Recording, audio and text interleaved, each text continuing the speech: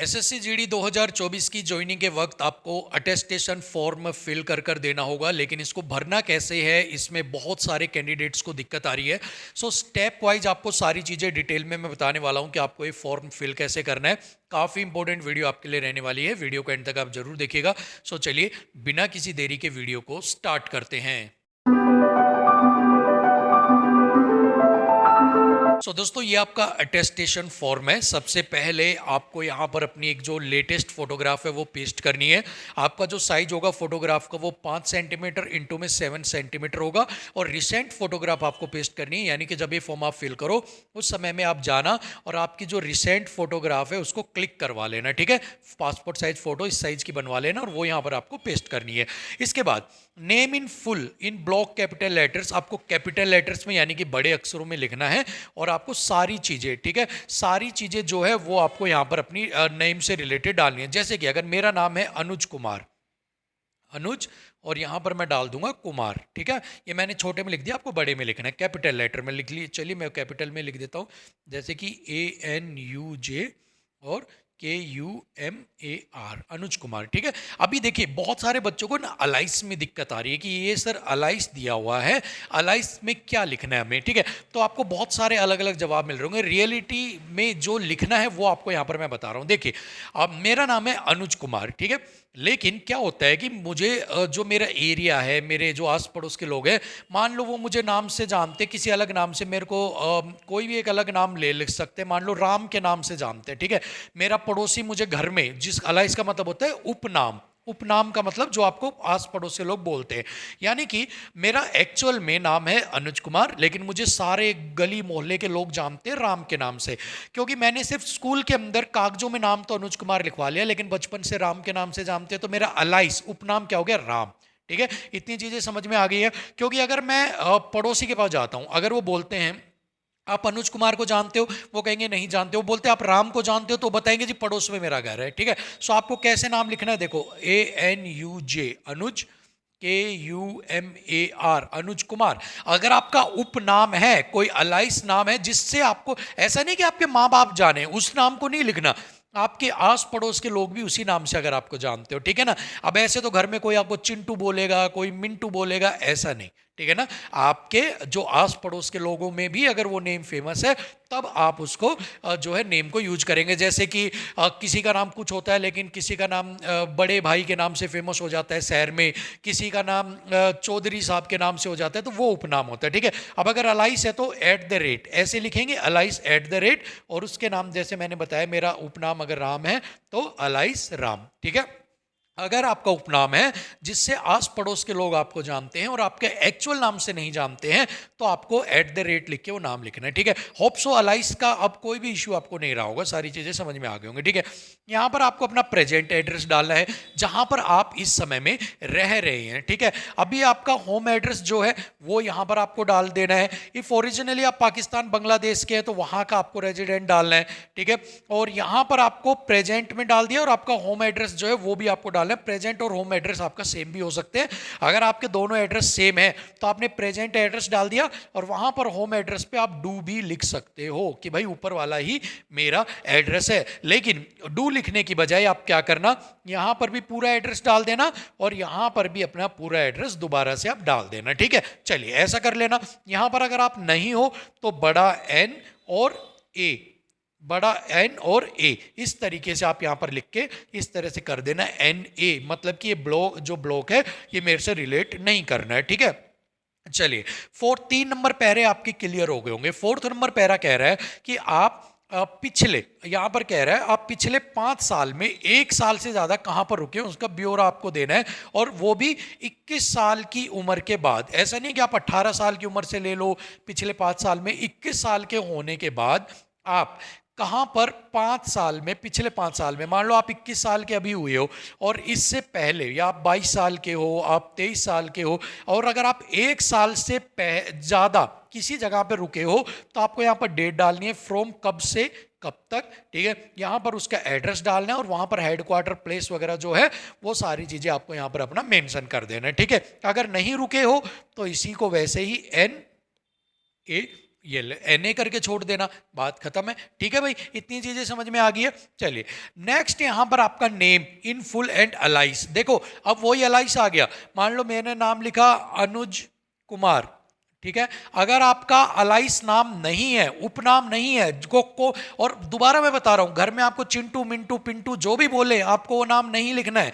जिस नाम से आपको बाहर जानते हैं, जिस नाम से आपको सभी लोग, जैसे मैंने बताया अनुज कुमार, लेकिन मेरा पूरा शहर मेरे को चौधरी साहब के नाम से जानता है, या मेरे को जमींदार साहब के, जेलदार साहब के नाम से जानता है, या कोई मेरे को बड़े भाई के नाम से जानता है, तो वो मेरा उपनाम होगा, ना कि घर के चिंटू मिंटू। ठीक है। सो अगर कोई नाम नहीं है उपनाम, तो सिंपल अनुज कुमार लिखूंगा। अगर उपनाम है तो यहां पर जैसे मैंने बताया, मान लो मेरा उपनाम राम के नाम से जानते हैं, तो अलाइस राम। ठीक है। तो अलाइस का कोई चक्कर नहीं है। अगर कोई उपनाम जो शहर में पॉपुलर हो, गली मोहल्ले में पॉपुलर हो, आस पड़ोस में पॉपुलर हो, तभी आपको ये नाम लिखना है। अगर आपको आपके ओरिजिनल नाम से सभी लोग जानते हैं, तो अलाइस उलूस का कोई चक्कर नहीं है। लेकिन ओरिजिनल नाम को कोई नहीं जानता, लेकिन जो उपनाम है, जैसे कईयों का नाम पड़ जाता है, किसी ने कोई डॉक्टरी कर रहा था, ठीक है, डॉक्टरी कर रहा था, लेकिन वो डॉक्टरी में पास नहीं हो पाया, पूरा गांव उसको बोलता है डॉक्टर, अरे डॉक्टर, अरे डॉक्टर, तो उसका उपनाम डॉक्टर हो गया। उसको ओरिजिनल नाम से नहीं जानेंगे, तो उसको नाम से जानेंगे, भाई डॉक्टर जानते हैं, अरे कौन सा डॉक्टर यार, वो डॉक्टरी के नाम से, तो उसको सब बता देंगे डॉक्टर आदमी। ठीक है।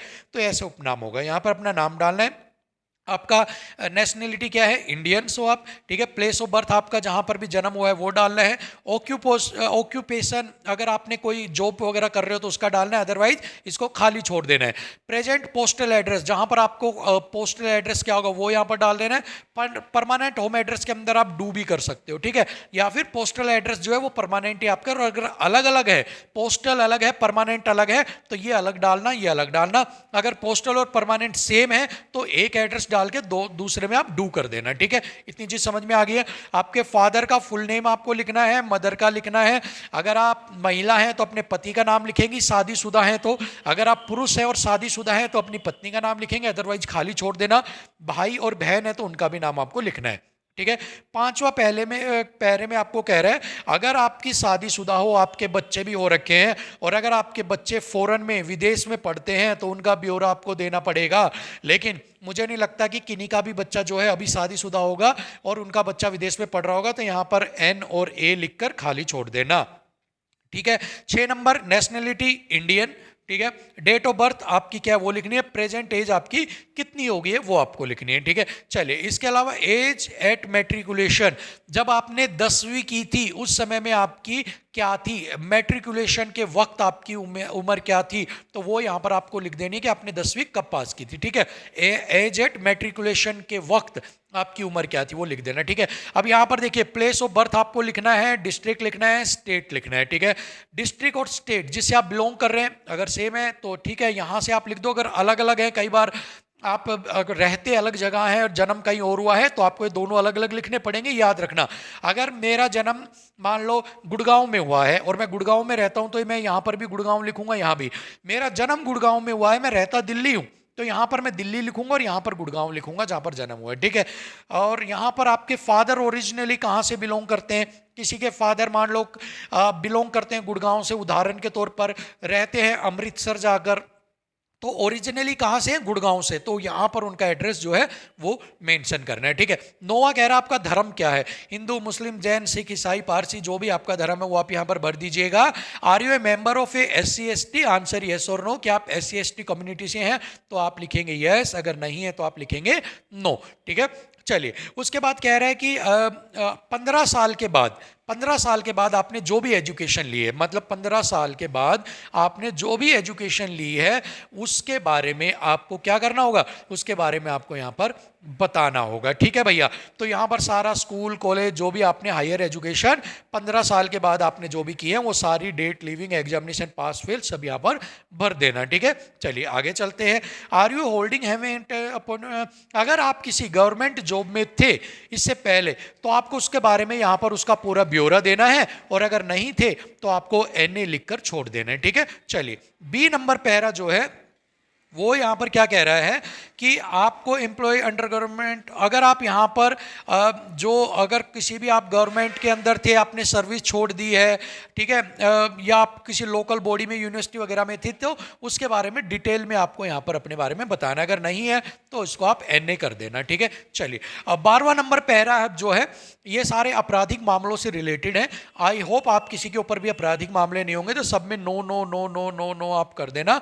अगर किसी भाई के ऊपर कुछ चल रहा है कि अगर आप कभी अरेस्ट हुए हो किसी केस में, कभी आपको स्कूल कॉलेज से निकाला हो, कोई केस आपके ऊपर चल रहा हो, तो ही आप यस कीजिएगा। अदरवाइज सभी स्टूडेंट्स को ये सिर्फ और सिर्फ नो करने हैं, सारे नो वाले, यस वाले पे टिक मत करना, नो आपको टिक करना है, ठीक है। चलिए आगे क्या है, at the time of filling of the attestation form क्या कह रहे हैं भाई, अच्छा कोई केस तो आपके ऊपर पेंडिंग नहीं है तो आपको नो यहाँ पर कर देना है, ठीक है, सब पे नो करना है आपको, ठीक है ना।